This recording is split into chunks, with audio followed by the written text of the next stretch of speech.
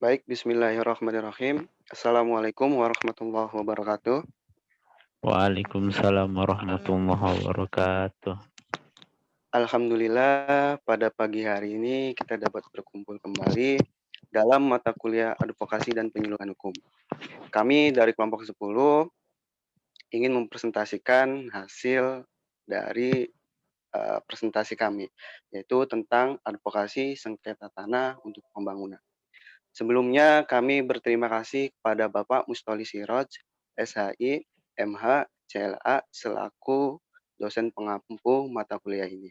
Dan kepada teman-teman yang sudah meluangkan waktunya untuk menyimak dari presentasi kami. Sebelum ke materi, di sini saya ingin memperkenalkan rekan-rekan dari kelompok 10, yaitu yang pertama ada Sarah Khairunisa, yang kedua ada Muhammad Kevin Nuhor, yang ketiga ada Anina Sahwitapane, yang keempat ada Ahmad Muflihin, yang kelima ada Irma Maratus Solihah, dan yang terakhir ada saya sendiri. Tanpa berlama-lama dan untuk mempersingkat waktu, materi yang pertama akan dibacakan atau dijelaskan oleh Saudari Anina. Waktu dan tempat dipersilakan. Terima kasih kepada moderator. Langsung saja saya akan menjelaskan materi pertama, yaitu rasio logis dan tinjauan filosofis Undang-Undang Pengadaan Tanah untuk Lingkungan Hidup. Yang pertama, pengertian pengadaan tanah. Tanah menurut bahasa Indonesia adalah bumi, negeri, daerah, kampung, tempat lahir. Sedangkan tanah dalam arti yuridis, tanah dipakai sebagai suatu pengertian yang diberi batasan resmi oleh Undang-Undang Pokok Agraria. Pada pasal 4 dinyatakan bahwa atas dasar menguasai dari negara sebagaimana yang dimaksud dalam pasal 2 ditentukan adanya macam-macam hak atas permukaan bumi yang disebut tanah yang dapat diberikan kepada dan dipunyai oleh orang-orang, baik sendiri maupun bersama-sama dengan orang lain serta badan-badan hukum. Secara singkat, pengertian tanah di dalam pasal 4 tersebut adalah permukaan bumi atau dengan kata lain adalah kulit bumi. Menurut John Sailendeho menyatakan bahwa pengadaan tanah adalah suatu perubahan untuk mengadakan tanah agar tersedia bagi kepentingan pemerintah. Dalam pelaksanaannya, pengadaan tanah untuk keperluan berbagai macam kepentingan pembangunan dapatlah dimengerti bahwa tanah negara yang tersedia sangatlah terbatas sekali. Maka satu-satunya jalan yang dapat ditempuh yakni adalah pembebasan tanah milik rakyat, baik yang dikuasai hukum adat maupun hak-hak lain yang melekat di atasnya. Sedangkan menurut Effendi Parangin mengatakan bahwa hak atas tanah memberikan wewenang kepada pemegangnya untuk mempergunakan atau mengambil manfaat atas tanah di atas tanah itu melekat. Untuk tujuan pengadaan tanah itu berupa adalah menyediakan tanah bagi pelaksanaan pembangunan guna meningkatkan kesejahteraan dan kemakmuran bangsa, negara, dan masyarakat dengan tetap menjamin kepentingan hukum pihak yang berhak. Juga sebagaimana dalam pasal 18 Undang-Undang Pokok Agraria mengenai manfaat pengadaan tanah disebutkan bahwa pengadaan tanah itu untuk kepentingan umum, termasuk kepentingan bangsa dan negara, serta kepentingan bersama dan hak-hak atas tanah dapat dicabut dengan memberikan ganti kerugian yang layak dan menurut cara yang diatur dengan undang-undang. Ketentuan pasal 18 Undang-Undang PA ini pada hakikatnya merupakan pelaksanaan dari asas dalam pasal 6 Undang-Undang PA, yaitu semua hak tanah mempunyai fungsi sosial. Lalu yang kedua itu adalah dasar hukumnya. Pelaksanaan pembangunan mengenai pengadaan tanah kepentingan umum yaitu landasan yuridisnya dalam Undang-Undang PA kiranya dapat ditemukan di dalam Dasar-Dasar Undang-Undang Nomor 5 Tahun 1960 tentang Peraturan Dasar Pokok Agraria yang ada di dalam bunyi pasal 2 ayat 1 sampai 3 yang kemudian juga nantinya akan ditegaskan pada pasal 18 Undang-Undang PA. Kemudian pelaksanaannya juga akan diterapkan sesuai dengan Undang-Undang Nomor 2 Tahun 2012 tentang pengadaan tanah untuk kepentingan umum. Untuk selanjutnya saya kembalikan ke moderator. Ya, terima kasih Saudari Anina Syawitapane. Selanjutnya materi prinsip pengadaan tanah mungkin akan disampaikan oleh saya sendiri. Prinsip hukum merupakan dasar atau fondasi dalam peraturan perundang-undangan. Dengan demikian, setiap norma hukum dalam peraturan perundang-undangan haruslah mengacu pada prinsip atau asas hukum. Implementasi dari asas-asas hukum tersebut akan menjadi tolak ukur atau dasar pengujian bagi hakim di pengadilan tata usaha negara untuk menilai apakah dalam pelaksanaan pengadaan tanah sudah sesuai sejalan dengan Undang-Undang Nomor 2 Tahun 2012. Pengadaan tanah bagi pembangunan untuk kepentingan umum dilakukan dengan prinsip-prinsip sebagai berikut. Di mana yang pertama itu prinsip kemanusiaan. Dimaksudkan pengadaan tanah harus memberikan perlindungan serta penghormatan terhadap hak asasi manusia, harkat, dan martabat setiap warga negara dan penduduk Indonesia secara proporsional. Lalu yang kedua itu prinsip keadilan. Maksudnya, dalam pengadaan tanah harus memberikan jaminan penggantian yang layak kepada pihak yang berhak dalam proses pengadaan tanah sehingga mendapatkan kesempatan untuk dapat melangsungkan kehidupan yang lebih baik. Yang ketiga, yaitu prinsip kemanfaatan. Maksudnya adalah hasil pengadaan tanah mampu memberikan manfaat secara luas bagi kepentingan masyarakat, bangsa, dan negara. Lalu yang keempat, prinsip kepastian, di mana maksudnya adalah memberikan kepastian hukum tersedianya tanah dalam proses pengadaan tanah untuk pembangunan dan memberikan jaminan kepada pihak yang berhak untuk mendapatkan ganti kerugian yang layak. Yang kelima, prinsip keterbukaan. Maksudnya adalah bahwa pengadaan tanah untuk pembangunan dilaksanakan dan memberikan akses kepada masyarakat untuk mendapatkan informasi yang berkaitan dengan pengadaan tanah. Yang keenam, yaitu prinsip kesepakatan, di mana maksudnya adalah proses pengadaan tanah dilakukan dengan musyawarah para pihak tanpa unsur paksaan untuk mendapatkan kesepakatan bersama. Yang ketujuh, yaitu prinsip keikutsertaan, di mana prinsip keikutsertaan adalah dukungan dalam penyelenggaraan pengadaan tanah melalui partisipasi masyarakat, baik secara langsung maupun tidak langsung, sejak perencanaan sampai dengan kegiatan pembangunan. Yang kedelapan, yaitu prinsip kesejahteraan, maksudnya adalah bahwa pengadaan tanah untuk pembangunan dapat memberikan nilai tambah bagi kelangsungan kehidupan pihak yang berhak dan masyarakat secara luas. Yang kesembilan, yaitu prinsip keberlanjutan, adalah kegiatan pembangunan dapat berlangsung secara terus-menerus, berkesinambungan untuk mencapai tujuan yang diharapkan. Dan yang terakhir yaitu prinsip kesejahteraan, di mana penjelasan pasal 2 huruf J menyebutkan asas keselarasan adalah bahwa pengadaan tanah untuk pembangunan dapat seimbang dan sejalan dengan kepentingan masyarakat dan negara. Mungkin itu saja yang dapat saya paparkan. Dan mungkin materi selanjutnya akan dipaparkan atau dijelaskan oleh Saudari Irma Mar'atus Solihah. Waktu dan tempat dipersilakan.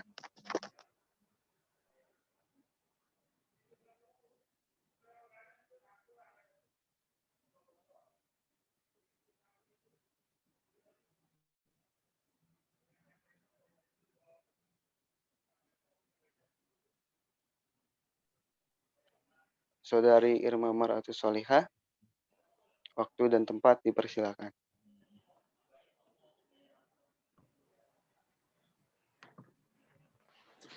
Baik, terima kasih kepada moderator telah memberikan waktunya kepada saya.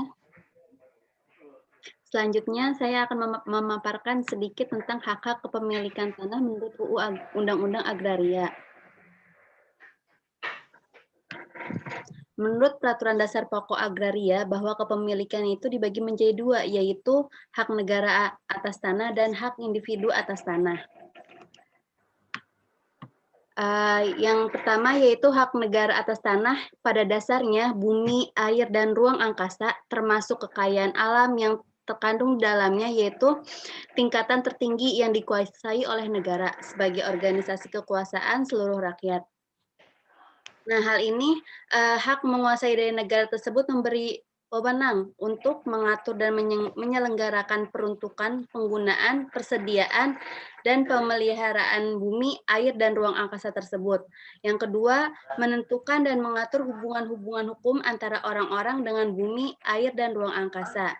Yang ketiga, menentukan dan mengatur hubungan hukum antara orang-orang dan perbuatan-perbuatan hukum yang mengenai bumi, air, dan ruang angkasa. Nah, atas dasar hak ini, negara ditentukan adanya macam-macam hak atas permukaan bumi yang disebut tanah, yang dapat diberikan kepada dan dipunyai oleh orang-orang, baik sendiri atau individu maupun secara berkelompok. Lain serta dengan orang-orang yang mempunyai kaitannya dengan badan hukum. Yang kedua yaitu hak individu atas tanah. Hak individu ini mempunyai dua bagian, yaitu hak individu atas tanah yang bersifat primer dan hak individu atas tanah yang bersifat sekunder. Hak atas tanah yang bersifat primer itu terdiri atas hak milik, hak guna usaha, hak guna bangunan, hak pakai, hak sewa, hak membuka tanah, hak memungut hasil hutan, hak-hak lain yang tidak termasuk dalam hak-hak tersebut di atas yang akan ditetapkan dengan undang-undang. Sedikit dijelaskan, hak milik adalah hak turun-menurun, terkuat dan terpenuh yang dapat dipunyai oleh atas tanah. Hak ini dapat beralih dan dialihkan kepada pihak lain. Siapa saja yang mempunyai hak milik ini, yaitu hak warga negara Indonesia dan kemudian hak orang asing. Terhapusnya hak milik apabila yang pertama tanahnya jatuh kepada negara karena pencabutan hak, penyerahan dengan sukarela oleh pemiliknya, ditelantarkan, atau orang asing. Maksudnya yang mendapatkan berdasarkan waris atau pencampuran harta akibat perkawinan, kehilangan kewarganegaraan, serta jual beli atau penukaran dan lain sebagainya. Yang kedua, tanahnya musnah. Hak guna usaha.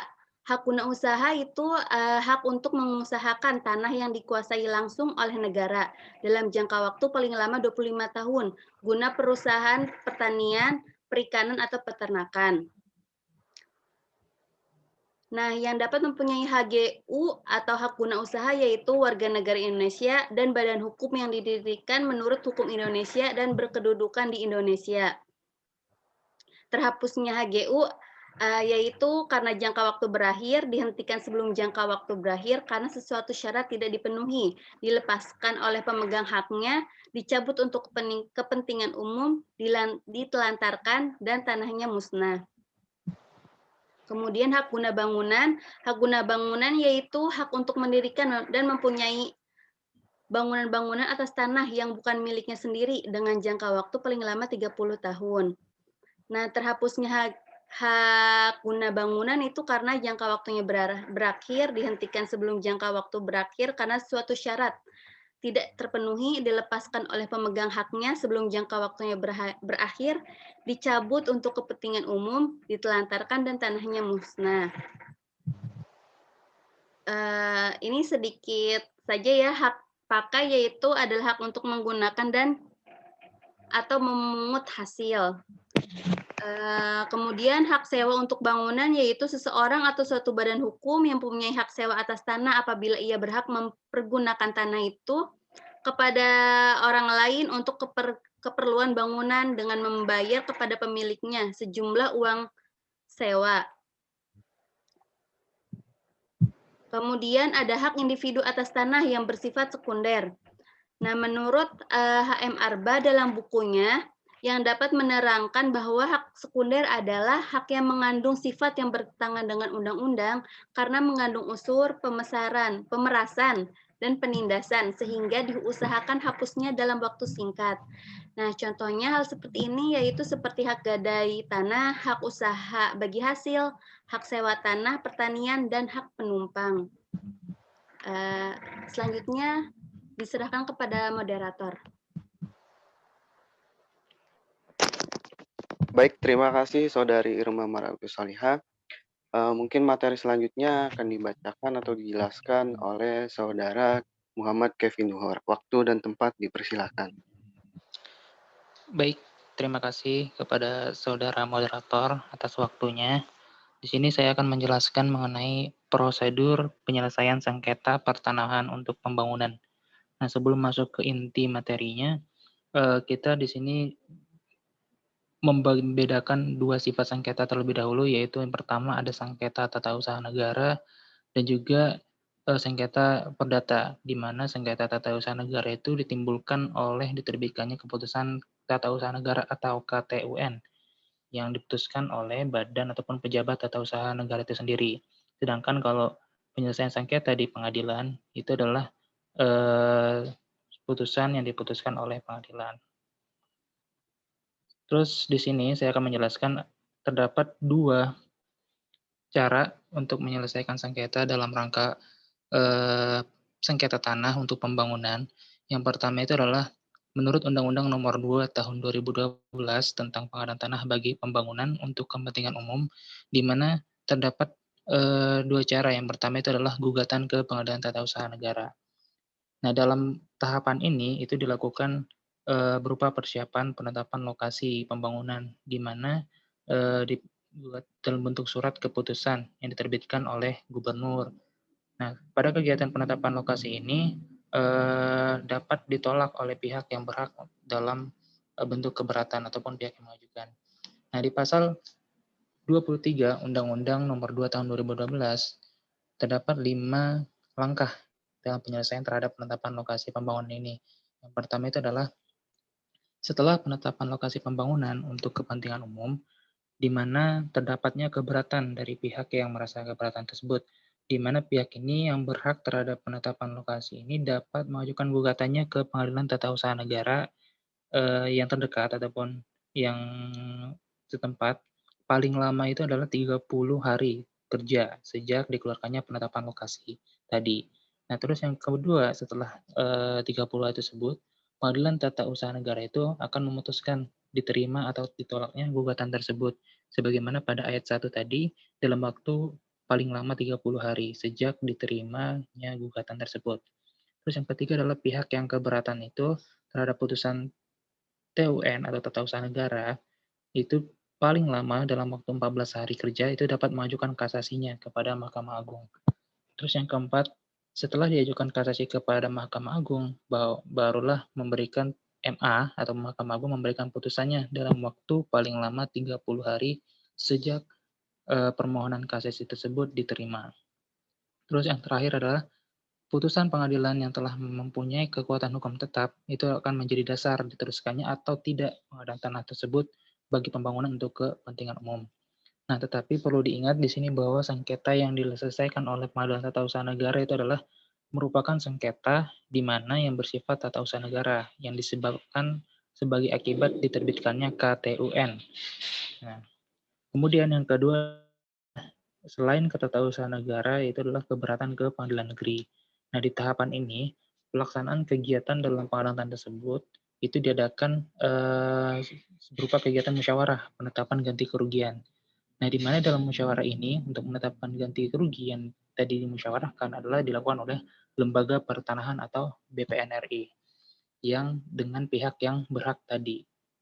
Nah, dalam musyawarah tersebut dilakukanlah kegiatan saling mendengar, saling memberi ataupun saling menerima pendapat, serta mendengarkan keinginan untuk mencapai kesepakatan di mana sengketa ganti kerugian ini dalam pengadaan tanah adalah untuk kepentingan umum. Dalam sengketa ini, ataupun dalam musyawarah ini, BPN RI dan juga pihak yang terkait itu para pihak ini mempunyai hak ataupun kebebasan untuk menyampaikan pendapatnya. Nah, jadi tidak boleh ada penekanan ataupun pemaksaan kehendak oleh satu pihak ataupun pihak lain terhadap pihak-pihak yang bermusyawarah di sini. Nah, di dalam pasal 37 Undang-Undang Nomor 2 Tahun 2012 terdapat dua langkah utama. Yang pertama itu adalah Lembaga Pertanahan atau BPN RI tadi itu melakukan musyawarah dengan pihak yang berhak dalam waktu paling lama 30 hari kerja sejak penilaian tersebut. Nah, di mana lembaga pertanahan ini itu adalah tujuannya untuk menetapkan bentuk ataupun besarnya ganti kerugian yang berdasarkan hasil penilaian ganti kerugian. Terus yang kedua, hasil kesepakatan yang sudah dimusyawarahkan tadi, sebagaimana pada ayat 1, itu menjadi dasar pemberian ganti kerugian kepada pihak yang berhak bisa dimuat dalam berita acara kesepakatan. Nah, tapi dengan catatan, di dalam musyawarah antara lembaga pertahanan ini dan juga pihak yang berhak tadi, mengenai bentuk dan atau besarnya ganti kerugian, di mana dapat mencapai kesepakatan, maka kesepakatan itu akan dimuat dalam berita acara kesepakatan.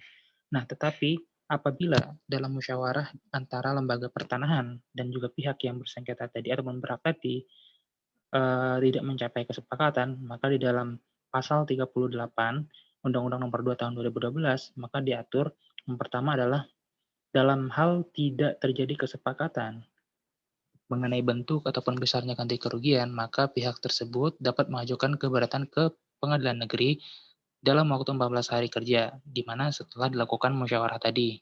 Terus yang kedua, setelah diajukan, maka pengadilan negeri akan memutuskan bentuk ataupun besarnya ganti kerugian ini dalam waktu paling lama 30 hari kerja sejak diterimanya pengajuan keberatan tadi. Nah, yang ketiga, pihak yang keberatan terhadap putusan pengadilan negeri ini dalam waktu 14 hari itu akan mengajukan kasasi ke Mahkamah Agung Republik Indonesia. Terus yang keempat, setelah Mahkamah Agung Republik Indonesia ini menerima kasasi yang diajukan, maka dalam waktu paling lama 30 hari wajib memberikan putusannya. Nah, barulah yang kelima, putusan pengadilan negeri ataupun Mahkamah Agung tadi itu adalah memperoleh kekuatan hukum tetap menjadi dasar yang pembayaran ganti rugi ini yang kepada yang memberikan ataupun mengajukan keberatan tadi, sehingga putusan ini tidak dapat diganggu gugat. Nah, mungkin secara singkatnya itu yang bisa saya jelaskan. Nanti akan kita diskusikan lebih lanjutnya. Saya kembalikan ke moderator.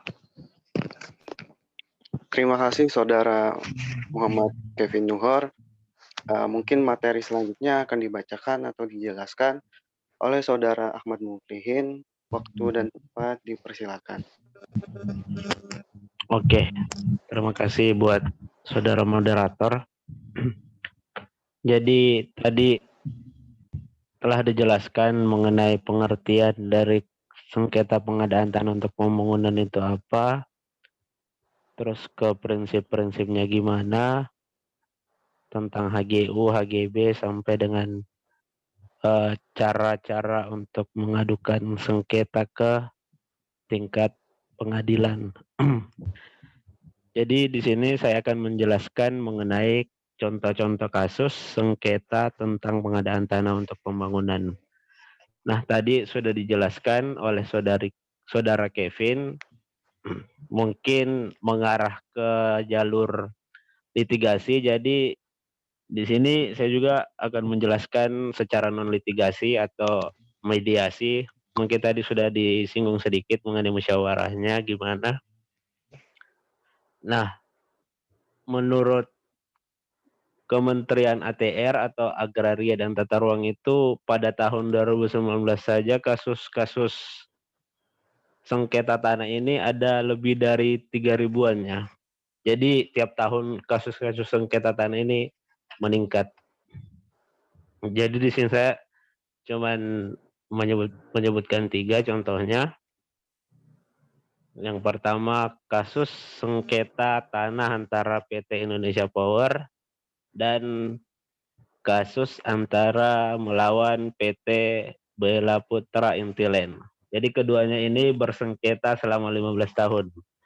Dan akhirnya sepakat berdamai pada tanggal 3 September kemarin tanpa menempuh jalur hukum seperti yang saya sebutkan tadi, melalui jalur non-litigasi berarti. Jadi konflik lahan ini sebelumnya terjadi antara PT Indonesia Power sebagai pengelola waduk Saguling dan kontraktor pengembang real estate Kota Baru Parahyangan, yaitu PT Bela Putra Intiland atau PTBI. Nah, kasus antar kedua perusahaan ini kasus antara perusahaan negara dan swasta dan langsung ditengahi oleh Kementerian ATR atau Agraria dan Tata Ruang.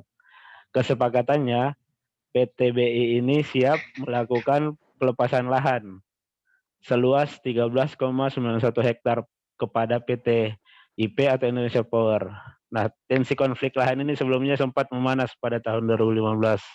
Bahkan PT IP selaku pengelola waduk mengadu ke Kementerian Koordinator Politik, Hukum dan Keamanan atau Kemenko Polhukam untuk menuntaskan polemik yang terjadi. Dan menyebut bahwa PT IP terjadi overlapping tanah antara HGB Kota Baru Parahyangan dengan hak pengelola lahan atau HPL. Jadi PT Bella Putra Intiland dituduh mencaplok penampang basah waduk Saguling sekitar 8,1 hektar. Pengembangan Kota Baru Parahyangan juga dianggap melanggar Undang-Undang Tata Ruang tentang larangan mendirikan bangunan di area 50 sampai dengan 100 meter dari elevasi air tertinggi waduk. Terus kasus yang kedua itu kasus sengketa lahan di Pubabu, Nusa Tenggara Timur. Jadi kasus ini terjadi di daerah Amanuban Selatan, Kabupaten Timur Tengah, Selatan, Nusa Tenggara Timur. Kasus ini telah terjadi bertahun-tahun, dimulai ketika pada tahun 1982 di mana pemerintah Australia mengontrak hutan Pubabu untuk dikelola sebagai penggemukan sapi selama 5 tahun hingga tahun 1987. Nah, setelah kontrak selesai, pemerintah Australia ini menyerahkan kembali hutan kepada pemerintah Indonesia. Akan tetapi, di sini masyarakat adat Pubabu menilai bahwa hutan tersebut milik hutan adat. Nah, terus pada tahun 1987, kemudian dikontrak lagi oleh Dinas Peternakan Provinsi. Dikontrak setelah pihak swasta dari Australia, selanjutnya dikontrak Dinas Peternakan Provinsi NTT selama 25 tahun. Sampai dengan tahun 2012. Nah, sebelumnya pada tahun 2010 masyarakat adat Pubabu membangun pemukiman di luar hutan adat, yaitu di Blukar. Namun Dinas Peternakan di sini menyurati masyarakat bahwa tanah yang dibangun di pemukiman itu masih berada dalam kawasan milik Dinas Peternakan. Nah, disinilah terjadi kontranya. Terus masyarakat bersikeras menolak keinginan Pemprov NTT untuk menggunakan lahan di hutan adat yang akan dipergunakan kembali menjadi lokasi peternakan. Selanjutnya, sengketa di sini saya mengambil dari putusan pengadilan, putusan nomor 536 /PDT Gugatan /2016 Pengadilan Negeri Denpasar. Nah, sengketa ini sengketa yang terjadi antara I Gusti Agung Ngurah Agung Wiranata dengan pemerintah Kabupaten Badung. Kabupaten Badung ini terletak di Provinsi Bali ya teman-teman. Jadi masalahnya itu penggugat ini yaitu I Gusti Agung sebagai ahli waris dari almarhum Dr. Anda I Gusti Aoka yang semasa hidupnya memiliki tanah seluas 2050 meter persegi yang terletak di Desa Dalung, Kecamatan Kuta Utara, Kabupaten Badung, Provinsi Bali yang terbagi menjadi 2 sertifikat. Nah, pada tahun 1985, pihak pemerintah Kabupaten Badung ini mencari lokasi untuk pembangunan sekolah dasar. Nah, lalu ditemukanlah tempat si I Gusti tadi. Dan pemerintah Kabupaten Badung ini berjanji bahwa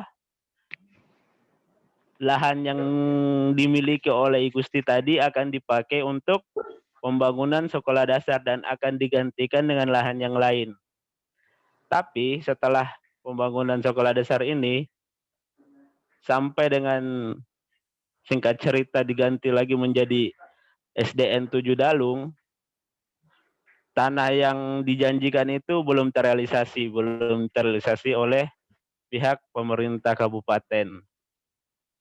Lantas pihak dari I Gusti ini keberatan dan melaporkan ke pengadilan Denpasar. Singkat cerita,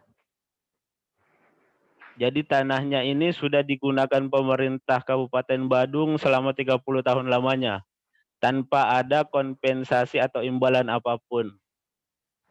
Sehingga menurut pihak I Gusti mengalami kerugian yang banyak, entah kerugian material ataupun imaterial. Nah, singkat cerita, di persidangan itu pihak I Gusti memiliki setidaknya dua tuntutan. Yang pertama, pemerintah Kabupaten Badung ini memberikan ganti lahan atau tanahnya. Yang kedua, membayar kerugian material dan imaterial sebesar 19 miliar lebih. Nah, adapun putusannya, jadi putusannya ini majelis hakim di tingkat pertama mengabulkan gugatan penggugat untuk sebagian. Maksudnya cuma mengabulkan gugatan, yaitu membeli atau menggugat sampai ke tingkat kasasi. Di tingkat kasasinya putusannya tetap sama, jadi menolak permohonan kasasi dari pihak pemerintah Kabupaten Badung dan menerima dari pihak Gusti. Terima kasih. Saya serahkan kembali ke moderator. Terima kasih Saudara Ahmad Muflihin. Dan yang terakhir yaitu kesimpulan yang akan disimpulkan oleh Saudari Sarah Khairunisa. Waktu dan tempat dipersilakan. Baik, terima kasih moderator. Saya akan membacakan kesimpulan dari sub-sub bab yang telah dibacakan oleh rekan-rekan saya. Kesimpulannya adalah pengadaan tanah adalah kegiatan menyediakan tanah dengan cara memberi ganti kerugian yang layak dan adil kepada pihak yang berhak. Pihak yang berhak adalah pihak yang menguasai atau memiliki pengadaan tanah. Tujuan pengadaan tanah untuk kepentingan umum adalah menyediakan tanah bagi pelaksanaan pembangunan guna meningkatkan kesejahteraan dan kemakmuran bangsa, negara, dan masyarakat dengan tetap menjamin kepentingan hukum pihak yang berhak. Pelaksanaan pembangunan mengenai pengadaan tanah, kepentingan umum landasan yuridis dalam UU PA kiranya dapat ditemukan dalam dasar-dasar Undang-Undang Pokok Agraria. Prinsip pengadaan tanah bagi pembangunan untuk kepentingan umum dilakukan sebagai berikut, yaitu prinsip kemanusiaan, prinsip keadilan, prinsip kemanfaatan, prinsip kepastian, prinsip keterbukaan, prinsip kesepakatan, prinsip keikutsertaan, prinsip kesejahteraan, prinsip keberlanjutan, dan prinsip keselarasan.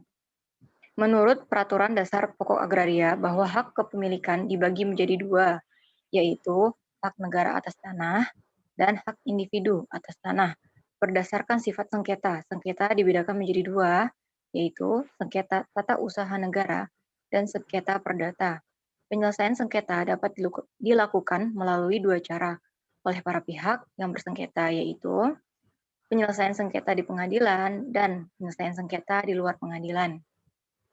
Kemudian yang terakhir adalah contoh-contoh kasus sengketa pengadaan tanah untuk pembangunan, yaitu ada sengketa tanah PT Indonesia Power versus atau melawan PT Bela Putra Intiland, kemudian sengketa tanah di Pubabu, NTT, dan sengketa antara I Gusti Agung Ngurah Agung Wiranata dengan pemerintah Kabupaten Badung, Bali. Ya, terima kasih. Itu saja. Saya kembalikan kepada moderator. Terima kasih Saudari Sarah Khairunisa. Mungkin itu saja presentasi dari kelompok 10. Apabila ada tambahan dan pertanyaan, silakan tinggalkan di kolom komentar. Kami dari kelompok 10, kurang lebihnya mohon maaf. Assalamualaikum warahmatullahi wabarakatuh. Waalaikumsalam. Waalaikumsalam warahmatullahi wabarakatuh.